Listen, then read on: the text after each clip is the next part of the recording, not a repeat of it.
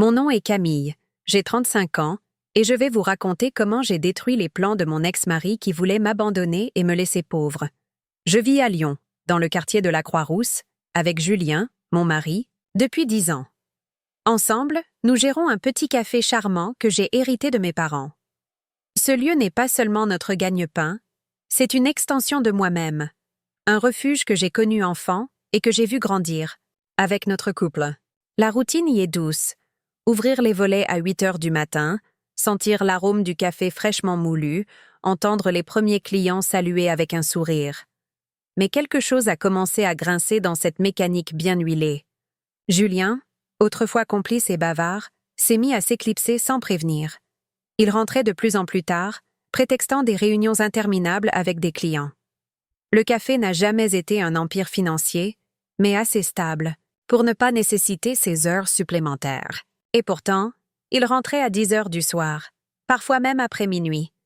Je lui posais des questions, bien sûr, mais il éludait, ou se fâchait. « Tu ne comprends rien à la gestion », disait-il, comme si j'étais une étrangère dans ma propre entreprise. Ce qui m'a vraiment perturbée, c'était son téléphone. Toujours dans sa poche, même à la maison. Toujours verrouillé. Julien n'a jamais été du genre secret, mais là, il semblait garder un monde entier hors de ma portée. Un soir, en préparant les comptes mensuels, j'ai tenté de discuter avec lui de notre chiffre d'affaires. Il m'a répondu distraitement, les yeux rivés à l'écran, sans même remarquer que je tremblais de frustration. Ce n'était pas la fatigue, ni le stress du travail. Quelque chose clochait. Les week-ends, autrefois consacrés à nos promenades le long des quais du Rhône ou à des brunchs improvisés, étaient devenus silencieux. Il passait des heures sur son ordinateur ou sortait prendre l'air, selon ses mots. Je le regardais, s'éloigner, un sac à l'épaule, et mon cœur se serrait. Au début, j'ai cru que c'était moi, que j'avais changé, vieilli, que j'étais devenue moins intéressante. J'ai essayé de me ressaisir. Nouvelle recette au café, nouvelle robe, conversation plus légère. Rien n'y faisait. Julien restait distant, presque absent, comme s'il attendait que je devine une vérité qu'il ne voulait pas dire. Un jour, alors que je rangeais les placards du café, je suis tombée sur une vieille photo de nous deux, prise lors de notre ouverture. Son sourire y était large, sincère. En la comparant à l'homme qui rentrait désormais chez moi, chaque soir, j'ai compris que quelque chose d'irréversible s'était produit. Mais je n'étais pas encore prête à affronter cette réalité. Alors j'ai mis de côté mes soupçons, les ai enterrés sous une montagne d'excuses, peut-être un projet en secret pour me faire une surprise, peut-être une mauvaise. Pas ce qu'il ne veut pas partager. J'ai préféré croire au stress, au surmenage, aux coïncidences. Parce que reconnaître ce que je commençais à sentir, cette ombre rampante de trahison, aurait été admettre que mon mariage, ma vie, s'effritait. Et pourtant, c'était déjà le début de la fin. Une fin qu'il avait peut-être planifiée, mais à laquelle il ne savait pas encore que je résisterais. C'était un dimanche soir calme, un de ces soirs où l'on croit que tout peut encore rentrer dans l'ordre. Julien s'était endormi sur le canapé, une bière vide posée à ses pieds, la télévision allumée mais oubliée. Moi, je faisais semblant de lire, incapable de me concentrer sur la moindre ligne. Il y avait ce poids dans ma poitrine, ce malaise diffus que je n'arrivais plus à ignorer. Son téléphone a vibré, une fois, puis une deuxième. Je n'ai jamais été du genre jalouse, ni fouineuse. Mais ce soir-là, mes yeux ont été plus rapides que ma conscience. L'écran s'est allumé, et j'ai lu ce qui a tout changé. Aurore, tu me manques déjà. Mon cœur s'est arrêté. Aurore, un prénom que je n'avais jamais entendu dans nos conversations. Un cœur rouge. Une déclaration à peine voilée. J'ai fixé ce message comme si c'était une blessure ouverte, incapable de détourner le regard. Julien a remué un peu, mais n'a pas bougé. J'ai posé doucement le téléphone sur la table, comme s'il s'agissait d'un objet dangereux. Le monde autour de moi est devenu flou. Chaque battement de mon cœur résonnait comme un coup de tonnerre. Je n'ai pas dormi cette nuit-là. Allongé à côté de lui, je regardais le plafond, mon esprit tournant à 1000 à l'heure. Je me répétais que cela ne voulait rien dire. Peut-être une amie, une cousine, peut-être une blague. Mais je savais. Au fond de moi, je savais que cette phrase n'était pas anodine. Elle était la preuve que mes intuitions n'étaient pas des inventions de mon esprit fatigué. Le lendemain, j'ai commencé à observer Julien différemment. Chaque parole, chaque geste devenait une pièce d'un puzzle que je n'avais jamais voulu assembler.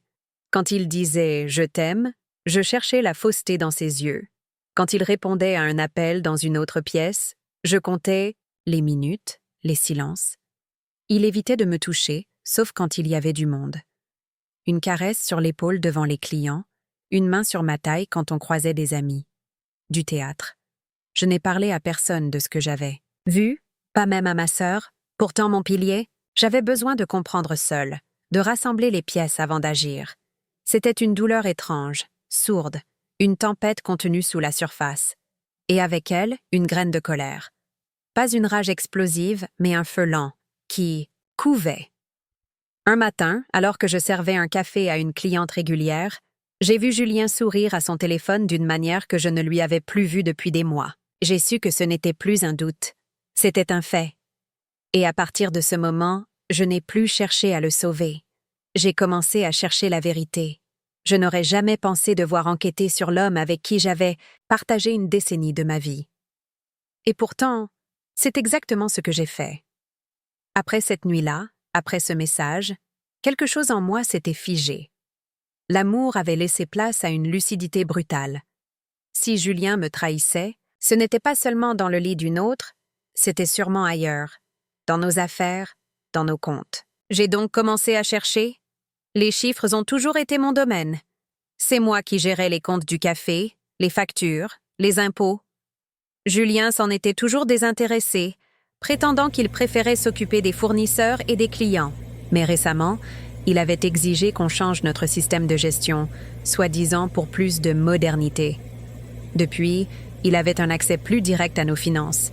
Et moi, je n'y avais pas prêté attention.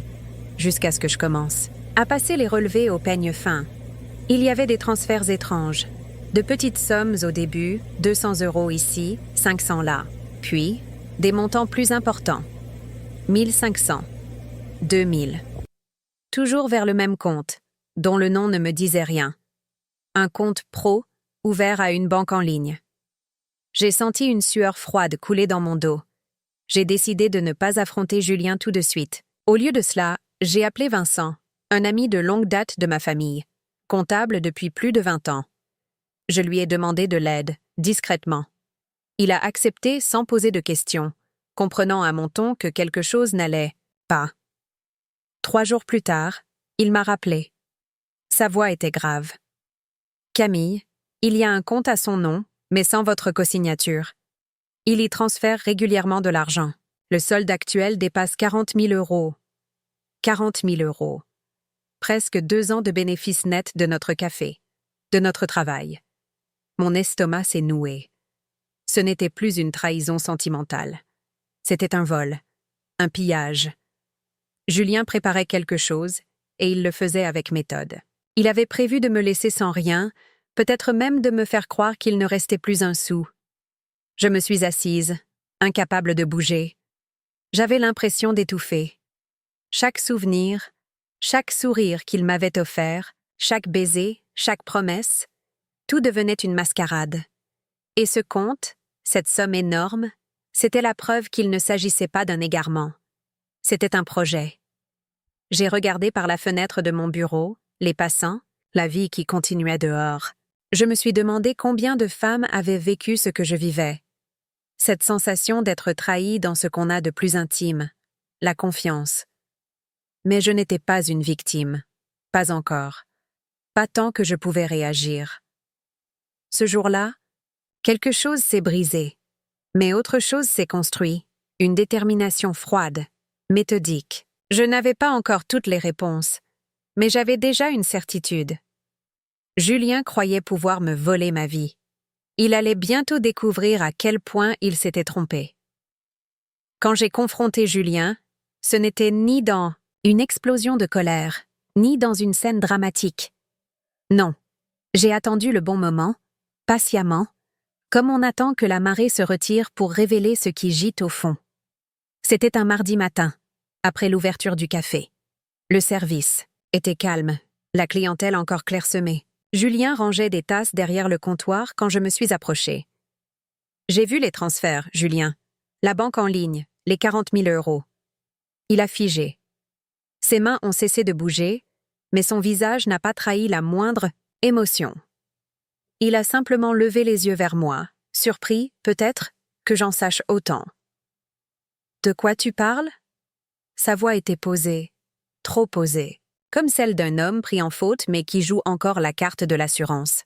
« Ne me mens pas, j'ai parlé à Vincent. Le compte est à ton nom. L'argent vient d'ici, de notre travail, de moi. » Un bref silence. Puis, il a soupiré, s'est appuyé contre l'évier, les bras croisés. « Écoute, Camille, ce n'est pas ce que tu crois. C'est un projet que je préparais pour nous deux. Une sorte de sécurité. Une deuxième base en cas de problème. Tu ne comprends pas les enjeux parfois. Tu te laisses emporter par les émotions. » Il parlait comme à une enfant à qui l'on explique pourquoi les grandes personnes prennent des décisions seules. Je l'ai regardé et quelque chose s'est éteint en moi. Ce n'était pas de la tristesse. C'était du mépris.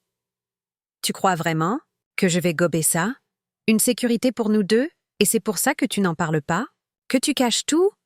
Que tu mets ça à ton seul nom? » Son masque a commencé à se fissurer. Il a haussé la voix, s'est redressé, comme s'il voulait reprendre le dessus. « C'est toi qui fous tout en l'air avec tes soupçons. Tu veux qu'on parle de confiance? Regarde-toi, fouillant dans les comptes, espionnant. » Je l'ai laissé parler. Plus il se défendait, plus il se trahissait. Chaque mot n'était qu'un clou de plus dans le cercueil de notre mariage. À ce moment-là, j'ai compris qu'il ne reculait devant rien.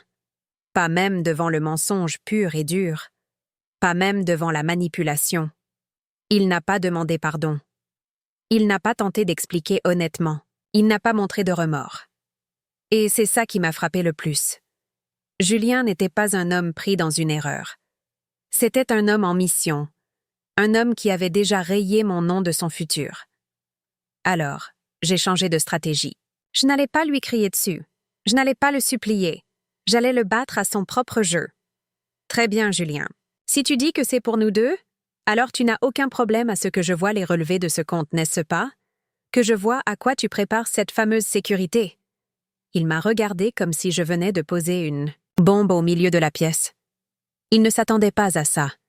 Il s'attendait à des larmes, à une scène, à un retrait, mais pas à un défi. « Tu veux jouer à ça ?» a-t-il craché. « Très bien. J'espère que tu es prête pour les conséquences. » Il a quitté le café sans un mot de plus, me laissant seul derrière le comptoir, le cœur battant, mais l'esprit clair. Ce n'était pas une victoire. Mais c'était un point tournant. Je savais désormais à qui j'avais affaire. Et je n'étais plus la Camille de la veille. Les jours qui ont suivi cette confrontation ont été une épreuve de silence et de tension. Julien rentrait tard, parlait peu, et quand il parlait, chaque mot semblait peser, calculé. Il avait cessé de me voir comme sa femme. Il me regardait comme un obstacle, un adversaire potentiel. Et moi, je ne faisais plus semblant. Je n'étais plus cette femme dans le doute, tiraillée entre l'amour et la peur. J'étais désormais une observatrice, une stratège en construction. C'est alors que j'ai pensé à Élise. Elle était journaliste pour un petit hebdomadaire local et aussi une amie d'enfance. Nous nous étions un peu éloignés, mais je savais qu'elle avait l'instinct des chasseurs d'histoire. Si quelqu'un pouvait m'aider à remonter la piste, de Julien, c'était elle. Nous nous sommes retrouvés dans un bistrot discret, à quelques rues du café. Je lui ai raconté tout, sans filtre. Le message d'Aurore, les transferts, le compte secret, la confrontation. Elle m'a écouté sans m'interrompre, son regard devenant de plus en plus aiguisé à mesure que je parlais. Quand j'ai terminé, elle a simplement dit « Laisse-moi ». Quelques jours. 3 jours plus tard, elle m'a rappelé. Sa voix était basse, presque hésitante. « Camille, je pense que tu dois t'asseoir. » Je me suis assise dans l'arrière-salle du café, mon cœur battant à tout rompre. Élise m'a envoyé un dossier par email. Photos, capture d'écran, échange de messages. Julien n'était pas seulement infidèle. Il était en train de planifier sa nouvelle vie. Avec Aurore. Aurore était une jeune femme de 24 ans, stagiaire dans une agence de communication où Julien faisait de la consultance. Ils se voyaient depuis plus de 6 mois. Les messages entre eux étaient explicites, tendres, cruels parfois. Il lui promettait de quitter sa vie d'avant, de partir avec elle à Marseille. Il parlait d'acheter un local, d'ouvrir un concept store. Il lui écrivait qu'il aurait tout le fric bientôt, qu'elle n'avait rien à craindre. Il allait me quitter, me dépouiller et recommencer ailleurs, avec elle. J'ai fermé l'ordinateur. Il faisait froid dans la pièce. J'étais glacée de l'intérieur. Ce n'était plus une histoire d'adultère. C'était un plan méthodique, cynique. Julien avait prévu chaque détail. Il voulait m'abandonner sans rien, me voler ce que mes parents avaient construit, me rayer de sa vie comme on efface un mot sur un brouillon. Je n'ai pas pleuré. J'ai ressenti quelque chose de plus profond, un mélange de trahison, de colère et de puissance. Car maintenant, je savais. Et savoir, c'était déjà une arme. Je n'étais plus dans l'ombre. J'étais sur la ligne de départ d'un nouveau combat. Le soir même, j'ai regardé Julien rentrer, poser ses clés, me lancer un salut détaché. Je l'ai regardé comme on regarde un inconnu. Il m'a souri, un sourire automatique, vide. Je n'ai rien dit. Pas encore. Mais dans mon regard, il y avait une promesse silencieuse. Il ne me détruira pas. Je savais que pour battre Julien, à son propre jeu, il me faudrait plus que de la rage et des preuves. Il me fallait une stratégie. Et parfois, les alliés viennent des endroits les plus inattendus. C'est Élise, encore elle, qui m'a parlé de Solène. « Tu connais une certaine Solène Basset ?» m'a-t-elle demandé un matin. Le nom ne me disait rien. Mais quand elle m'a montré une photo, quelque chose s'est allumé en moi. Solène, c'était cette femme que j'avais croisée une fois, il y avait des années, à une soirée professionnelle. Elle et Julien semblaient se connaître. Je n'y avais pas prêté attention à l'époque. Elle a vécu la même chose. Julien l'a flattée, charmée, volée. Il l'a laissée avec des dettes et une réputation brisée, m'a expliqué Élise. Peut-être qu'elle accepterait de t'aider. J'ai hésité. Contacter une ex, surtout dans un moment comme celui-ci, c'était risqué. Mais je n'avais plus le luxe de l'orgueil. Je l'ai donc appelée. Solène a été froide au début, méfiante, mais quand j'ai prononcé le nom de Julien et dit que je n'étais pas là pour faire du scandale, elle a accepté de me rencontrer. On s'est vus dans un café anonyme, loin de mon quartier. Solène était élégante, posée, avec cette tristesse discrète que je reconnaissais chez les femmes marquées par une trahison profonde. Je lui ai raconté mon histoire. Elle a écouté en silence, puis a hoché la tête. Il n'a pas changé. Il croit qu'il est plus malin que tout le monde, et il pense surtout que les femmes sont interchangeables. Elle m'a ensuite parlé de son histoire. Julien l'avait séduite alors qu'elle dirigeait une petite boîte d'événementiel. Il lui avait promis des partenariats, des projets communs. Elle l'avait laissé gérer certains contrats. En quelques mois, il avait siphonné ses comptes, détruit sa réputation, puis disparu. J'ai mis 2 ans à m'en remettre. Et je t'avoue que le voir tomber, ce serait une forme de justice. Ce jour-là, une alliance est née. Solène avait gardé des documents, des échanges de mails, des preuves d'escroquerie que Julien avait effacées de ma vie, mais pas de la sienne. Ensemble, nous avons commencé à assembler un dossier. Les relevés bancaires de mon côté, les anciennes manipulations du sien. Élise nous a aidés à structurer le tout, à préparer ce qui pourrait devenir une bombe. Mais il ne s'agissait pas seulement de le piéger. Il fallait aussi protéger le café, mes biens, mon avenir. J'ai commencé à consulter discrètement un avocat spécialisé en droit commercial. J'ai ouvert une nouvelle structure juridique, séparée, que Julien ne pouvait pas contrôler. J'ai déplacé progressivement les comptes fournisseurs, transféré les contrats, modifié les accès. Tout était légal, tout était propre, et surtout, tout était invisible. Julien, occupé avec Aurore et ses rêves de soleil marseillais, ne voyait rien. Il croyait encore tenir les rênes. Il pensait que j'étais la femme douce et naïve qu'il avait un jour convaincue de signer des papiers sans les lire. Il ne savait pas que cette femme avait changé. Il ne savait pas qu'il allait bientôt se réveiller dans un monde où il n'aurait plus rien. À chaque étape, Solène et moi renforcions notre plan. Elle connaissait ses failles. Moi, je connaissais ses habitudes. Ensemble, nous devenions plus fortes que lui. Et, pour la première fois depuis des semaines, je sentais que j'avais repris le contrôle. La vengeance, lorsqu'elle est bien préparée, ne fait pas de bruit. Elle avance à pas feutrés, comme une marée montante que l'on ne remarque qu'une fois qu'elle a tout submergé. C'est dans ce silence que j'ai commencé à tisser les fils de ma revanche. Pas par impulsion, pas par rage aveugle, mais par besoin de justice. Pour moi, pour mes parents, pour chaque effort investi dans cette vie que Julien avait tenté de me voler. La première étape a été de récupérer ce qui m'appartenait. Grâce à l'aide de mon avocat, j'ai ouvert un nouveau compte bancaire professionnel, cette fois uniquement à mon nom. Officiellement, c'était pour réorganiser la gestion de trésorerie du café, selon le jargon administratif. En réalité, c'était ma ligne de secours, mon cordon de survie. Chaque euro qui y entrait était un euro en moins pour Julien. J'ai changé les mots de passe des systèmes internes, modifié les autorisations d'accès aux plateformes de gestion, transféré les contrats clés de fournisseurs à mon nouveau nom juridique. Tous les prestataires pensaient simplement que nous faisions une restructuration. Julien, distrait et trop confiant, ne posait pas de questions.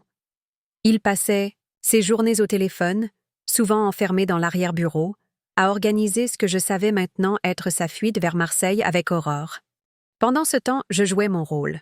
Je souriais, j'étais cordiale, parfois même affectueuse. C'était un théâtre, mais un théâtre nécessaire. Plus il croyait que je baissais la garde, plus il se relâchait.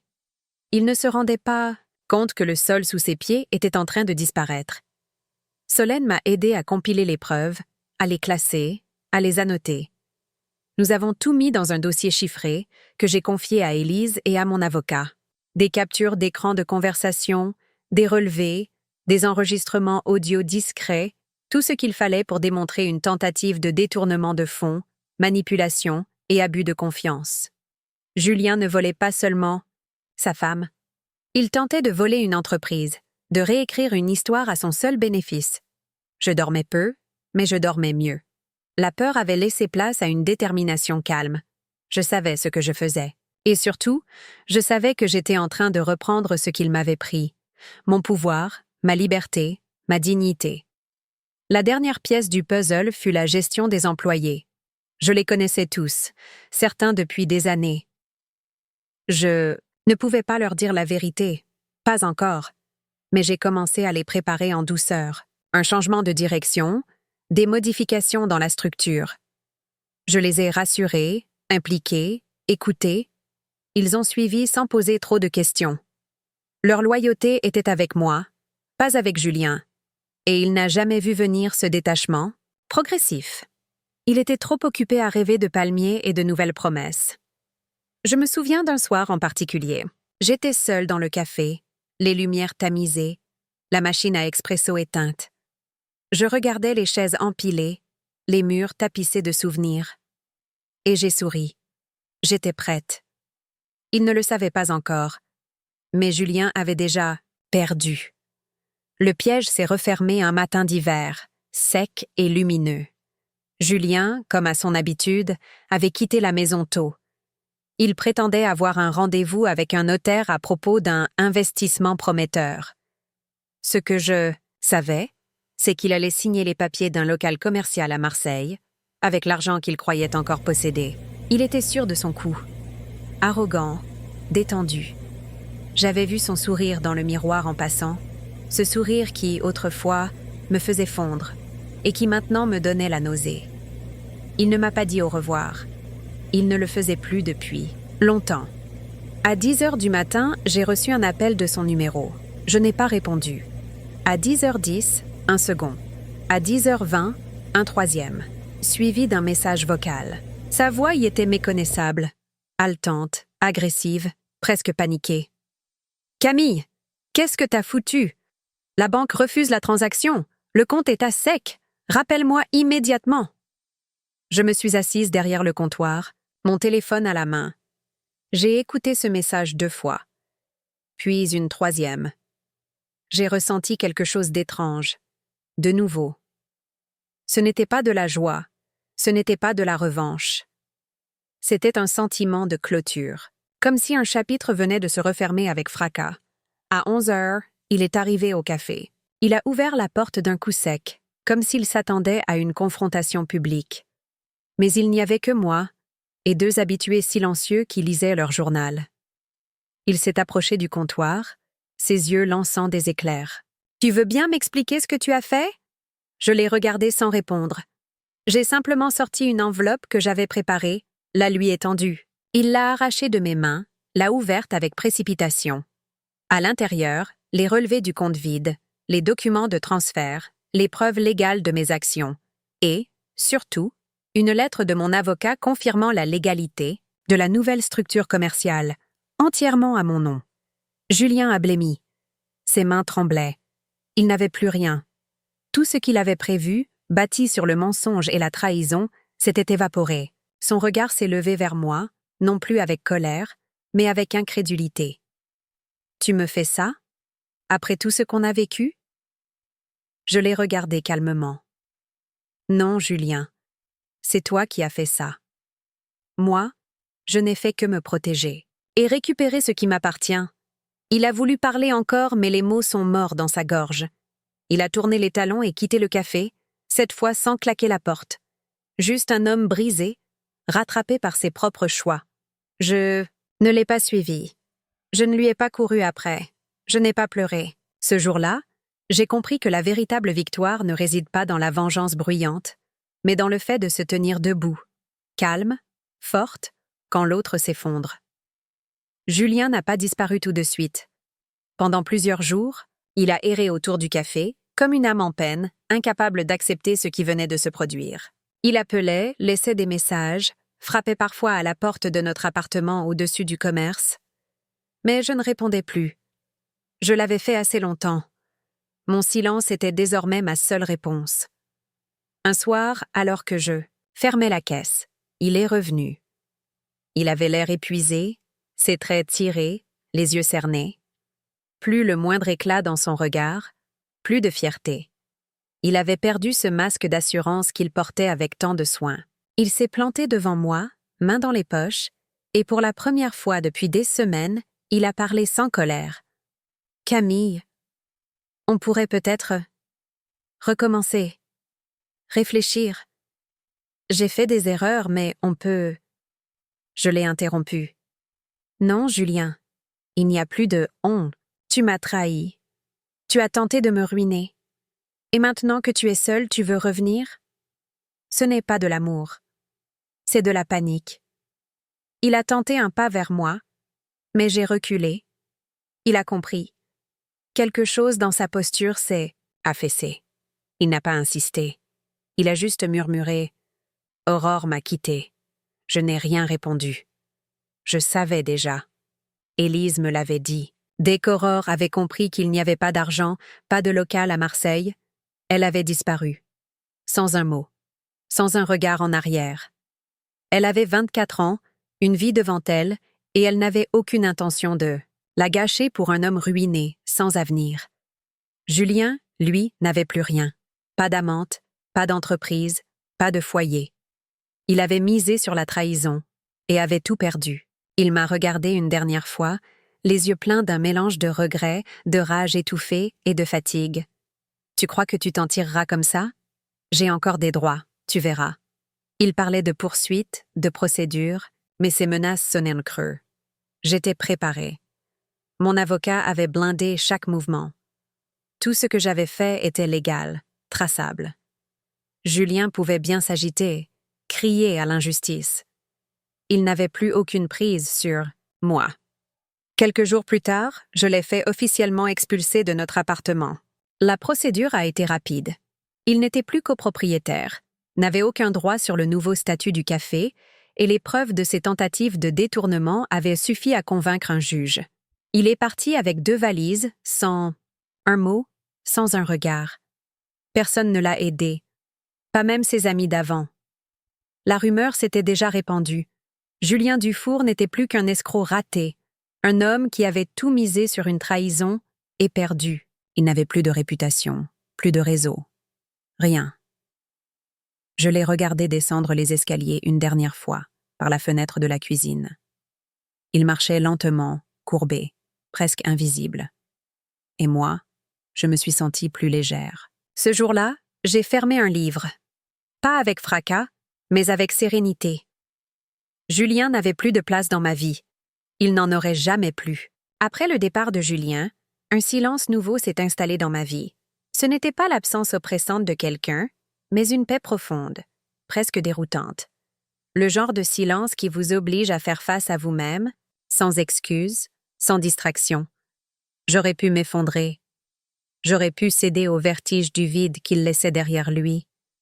Mais quelque chose en moi, quelque chose de plus ancien que la colère ou la tristesse, a pris le dessus.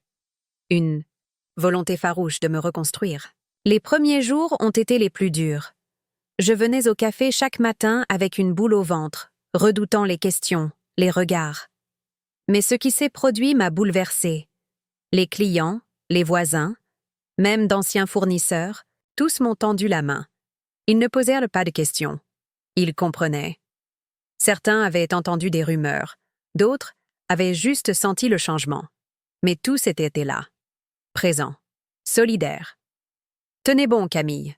Vous êtes plus forte que vous ne le pensez », m'a dit un vieux monsieur qui venait tous les jeudis matins depuis des années. Cette vague de soutien m'a portée. Elle m'a donné le courage de repenser entièrement le café. Je ne voulais plus seulement gérer un commerce. Je voulais transformer cet espace en un symbole, un lieu où les femmes pourraient se retrouver, créer, échanger, se relever. J'ai commencé les travaux en février. Une nouvelle décoration, plus chaleureuse, plus lumineuse. Des murs couverts de photos de femmes entrepreneuses, d'artistes, de mères célibataires, de battantes. Chaque détail racontait une histoire de résilience. J'ai rebaptisé le lieu. La réserve de Camille. Un nom qui évoquait à la fois la force tranquille et le refuge. Le bouche à oreille a fait son œuvre. Très vite, des groupes de femmes sont venus proposer des ateliers. Gestion de budget, droit des familles, développement personnel. Le café était devenu un carrefour d'énergie, de sororité. Un jour, une jeune femme est venue me voir après un atelier. « Merci. Je traverse une séparation difficile. Et venir ici m'a donné du courage. » Elle ne savait pas tout de mon histoire, mais elle en ressentait l'écho. Et c'est là que j'ai compris que ma douleur n'avait pas été vaine, qu'elle était devenue utile, fertile. J'avais transformé la trahison en tremplin. Julien avait essayé de me réduire à néant. Il m'avait, sans le vouloir, obligée à me redéfinir. Bien sûr, il a essayé de me nuire. Il a déposé une plainte contre moi pour appropriation indue de biens communs. Mais le dossier était vide. Mon avocat l'a démonté pièce par pièce. Le juge a classé l'affaire sans suite. Julien n'avait plus ni argent, ni preuves, ni crédibilité. Je n'ai jamais répondu à ses dernières tentatives de contact. Il m'a écrit une lettre, un jour, un ramassis de regrets et de justifications maladroites. Je l'ai brûlée sans la lire jusqu'au bout. Je n'avais plus besoin de ces mots. J'avais les miens. Et surtout, j'avais mes actes. La réserve de Camille est vite devenue bien plus qu'un café. C'est devenu un phare. Et chaque jour, en ouvrant ses portes, je me rappelle que la chute de Julien n'est pas ce qui me définit. Ce qui me définit, c'est d'avoir su me relever et d'avoir tendu la main aux autres pour qu'elles fassent de même. Le succès de la réserve de Camille grandissait chaque semaine. Les ateliers se multipliaient, la communauté s'élargissait. Et les femmes qui franchissaient le seuil du café repartaient souvent avec plus que ce qu'elles étaient venues chercher. Moi aussi, je changeais. Ce n'était plus seulement une revanche. C'était une mission. Mais malgré toute cette reconstruction, une question restait en suspens. Jusqu'à quand Julien allait-il rester dans l'ombre? Jusqu'à quand allait-il continuer à se faufiler dans les interstices, à se présenter aux autres comme une victime d'une femme trop ambitieuse, comme il aimait me qualifier autrefois, C'est Élise, encore elle, qui m'a proposé l'étape suivante. Elle était restée discrète pendant les mois qui avaient suivi l'effondrement de Julien, respectant mon besoin de calme et de silence. Mais elle observait, et un jour, elle est venue me voir, un carnet à la main, et cette lueur dans les yeux que je lui connaissais bien, celle qu'elle avait quand elle tenait un bon sujet. Camille, il est temps que les gens sachent, elle avait raison. Trop de femmes avaient été blessées, ruinées, brisées par un homme qui croyait pouvoir tout effacer derrière un sourire charmeur et un costume bien taillé. Trop de silence avait été imposé. Et Julien continuait à se faire passer pour ce qu'il n'était pas. Nous avons travaillé ensemble sur un article, un long format, un récit documenté, précis, implacable. Élise avait tout. Les témoignages de Solène, les preuves que j'avais rassemblées, les documents officiels, les extraits de messages entre Julien et Aurore, ses promesses, ses manipulations, ses menaces. Elle a tout croisé, tout vérifié, tout rédigé avec le respect des faits et l'élégance d'une plume aguerrie. Le titre de l'article, publié dans l'édition du week-end du plus grand hebdomadaire régional, était clair. Le prédateur, masqué, quand la séduction cache la prédation financière. La photo d'ouverture montrait Julien à une conférence de consultants, quelques années plus tôt, l'air sûr de lui, au sommet de son illusion. En dessous, des extraits de nos récits, posés comme des coups de scalpel dans la peau de son personnage. Solène y apparaissait sous son vrai nom. Moi aussi. Nous avions choisi de ne pas nous cacher. Ce choix n'avait pas été facile, mais il était nécessaire. Nous ne voulions plus être les silhouettes floues dans les histoires racontées à demi-mot. Nous étions les visages de celles qui avaient dit non. La publication a eu l'effet d'un tremblement de terre. En moins de 24 heures, l'article a été partagé des centaines de fois. Des femmes que je ne connaissais pas m'ont écrit pour me remercier. D'autres ont reconnu en Julien un ancien collègue, un ancien prétendant, un ancien manipulateur. Plusieurs ont contacté Élise pour apporter leur propre récit. Une vague de mémoire collective s'est levée, portée par des années de silence brisé. Julien, lui, a tenté de riposter. Il a posté un long message sur un réseau social, niant tout, parlant de vengeance personnelle et de chasse aux sorcières. Mais sa voix n'avait plus d'écho. Les preuves, les témoignages, le ton mesuré de l'article, tout parlait contre lui. Il n'était plus crédible. Il était nu, exposé. Les conséquences ne se sont pas fait attendre. Les rares clients qui lui restaient l'ont lâché. Il a été retiré d'un panel de conférenciers pour une formation prestigieuse. Un contrat important avec une société parisienne a été annulé. Son nom, autrefois associé à des promesses de réussite, était devenu synonyme de manipulation et de duplicité. Mais ce n'était pas une vengeance. C'était une mise au jour, une réparation. Pas seulement pour moi, mais pour toutes celles qu'il avait utilisées, effacées, oubliées. Ce soir-là, en fermant le café, j'ai regardé une dernière fois la couverture du journal posée sur le comptoir. Et j'ai compris que ce chapitre-là aussi était terminé. Julien avait essayé de me réduire au silence. Il avait fait de ma vie un échiquier où je n'étais qu'un pion. Mais il avait oublié une chose essentielle. Les pions, quand ils arrivent au bout de l'échiquier, peuvent devenir reines. Depuis la parution de l'article, ma vie avait basculé une seconde fois. Mais cette fois, ce n'était pas une chute. C'était un envol. La réserve de Camille ne désemplissait plus. Les femmes venaient de tout Lyon, parfois de plus loin. Certaines même de Genève ou de Grenoble, attirées par le bouche à oreille, les publications sur les réseaux, les reportages qui avaient suivi l'enquête d'Élise. Le café était devenu bien plus qu'un simple lieu. C'était un refuge, un espace d'émancipation, un symbole vivant. Je me réveillais chaque matin avec une clarté d'esprit que je n'avais jamais connue auparavant. Il n'y avait plus de peur dans ma poitrine, plus de nœuds dans mon estomac. Je savais qui j'étais, ce que j'avais traversé, et surtout, ce que je construisais désormais. Le passé était là, bien sûr, ancré dans les murs, dans les regards de celles qui me reconnaissaient dans la rue. Mais il ne me définissait plus. Il m'avait forgé. J'avais entamé des programmes de mentorat pour femmes entrepreneuses. Tous les samedis, je consacrais 3 heures à écouter des projets, à lire des business plans, à partager mes expérience. Mon histoire, jadis source de honte et de douleur, était devenue un levier, un outil puissant pour inspirer et guider. Et chaque fois qu'une femme me disait « Grâce à vous, j'ai osé », je sentais que la boucle se bouclait un peu plus. J'avais aussi repris contact avec ma famille. Longtemps, j'avais tenu mes parents à distance, par fierté, par peur de les décevoir. Mais ils avaient suivi l'affaire, lu l'article et compris sans que je n'aie à me justifier. Leur soutien avait été discret mais profond. Ma mère était venue un soir au café, m'avait prise dans ses bras sans un mot. C'était suffisant. C'était tout.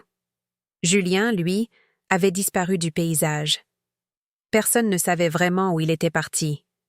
Il avait vendu sa voiture, quitté son appartement. On murmurait qu'il vivait chez un cousin dans une commune périphérique, qu'il tentait de relancer une activité en ligne. Mais les murmures s'étaient vite éteints. Il n'était plus un sujet. Il n'était plus une menace. Il était un souvenir flou, une silhouette dans le rétroviseur.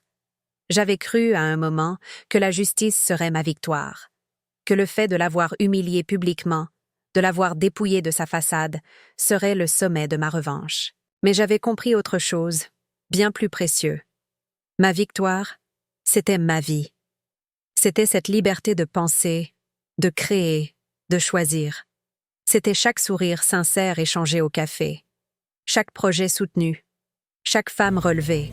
C'était la force de pouvoir se regarder dans le miroir et se dire « Tu l'as fait, tu t'es relevé, tu as gagné ». Un matin, en servant un cappuccino à une cliente régulière, une étudiante en droit, elle m'a demandé « Vous n'avez jamais voulu partir d'ici? Tout recommencer ailleurs ?» J'ai réfléchi une seconde. Puis j'ai répondu « J'ai déjà recommencé. Mais je n'ai pas eu besoin de partir. J'ai reconstruit ici. Et ici, c'est chez moi. Ce lieu, ces rues, cette ville, portèrent mes cicatrices, mais aussi mes renaissances. Lyon, avec ses ruelles pavées et ses ponts, avait vu mon effondrement, mais aussi ma reconstruction. Je ne voulais pas fuir. Je voulais continuer à grandir. Ici, à inspirer ici, à exister pleinement ici. Et au fond, c'était là, la plus grande transformation. Je n'étais plus la femme de. Je n'étais plus la victime de. J'étais Camille, une femme libre, debout, forte. Une femme qui avait été trahie, oui, mais qui avait aussi choisi de ne pas se laisser définir par cette trahison. La réserve de Camille continuait de s'épanouir, et moi, avec elle. Chaque jour, une nouvelle page. Chaque jour, une nouvelle victoire. Non pas contre lui, mais pour moi. C'était un jour comme tant d'autres. Un de ces jours où tout semble couler paisiblement, où les affaires du café se déroulent sans accroc, où les rires se mêlent au bruit des tasses et où le parfum du café torréfié se mêle aux conversations animées. J'étais sortie, en milieu d'après-midi pour faire quelques courses, mon esprit détendu, mon cœur léger, et puis, sans le vouloir, sans l'attendre, je l'ai vu. Julien. Il était là, de l'autre côté de la rue, devant une boulangerie, seul, l'air perdu. Ses épaules étaient revoûtées, sa silhouette amaigrie, presque floue dans la lumière de fin de journée. Il ne m'a pas vue tout de suite. J'ai eu le temps de l'observer, quelques secondes suspendues. Il portait un manteau trop large, ses chaussures étaient usées. Rien dans son allure ne rappelait l'homme que j'avais connu, celui qui dégageait cette assurance arrogante, ce charme vénéneux. Puis nos regards se sont croisés. Il s'est figé. Un court instant, il a semblé ne pas savoir quoi faire. Ses yeux se sont écarquillés légèrement, une expression de surprise, peut-être même de honte. Il a fait un pas en avant, comme s'il voulait parler. Mais je n'ai pas bougé. Je l'ai regardé, calmement, profondément, et j'ai compris que je n'avais plus rien à lui dire. Il a ouvert la bouche, peut-être pour s'excuser, peut-être pour mendier un pardon ou simplement prononcer mon prénom. Mais je l'ai devancé, pas par la parole, par un geste. J'ai souri, pas un sourire moqueur, pas un sourire cruel, un sourire de paix, de fermeture, de fin. Un de ces sourires qu'on adresse à un vieux fantôme qu'on n'a plus peur de croiser. Puis j'ai détourné les yeux et j'ai repris ma marche, sans me retourner. Je ne sais pas combien de temps il est resté là. je ne veux pas savoir. Ce moment n'était pas pour lui. Il était pour moi. En rentrant au café, j'ai ressenti un étrange mélange de soulagement et de plénitude. Comme si, enfin, tout avait trouvé sa juste place. J'avais vu celui qui, un jour, avait été le centre de mon monde. Celui qui avait tenté de me réduire, de me faire douter, de me voler.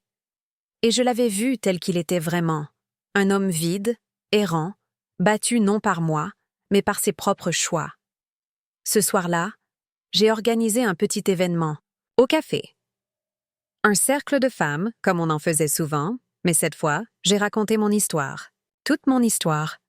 Non plus avec douleur ou révolte, mais avec une clarté nouvelle. J'ai parlé de la trahison, de la chute, mais surtout de la renaissance, de ce que cela m'avait appris, de ce que cela m'avait permis de devenir. À la fin, une jeune femme m'a prise à part et m'a dit « Vous m'avez redonné foi. Pas en les hommes, en moi. » Et c'est à ce moment-là que j'ai su, profondément, indiscutablement, que j'avais gagné. Pas parce que Julien avait perdu, mais parce que j'avais transformé une histoire de destruction en une trajectoire de libération. Parce que j'avais pris en main ma propre narration. Parce que, désormais, je n'étais plus l'héroïne d'un drame, mais l'autrice d'une victoire. Et dans ce silence retrouvé, dans cette paix nouvellement acquise, j'ai compris que ma plus grande conquête n'était pas de l'avoir vaincue, c'était de m'être retrouvée.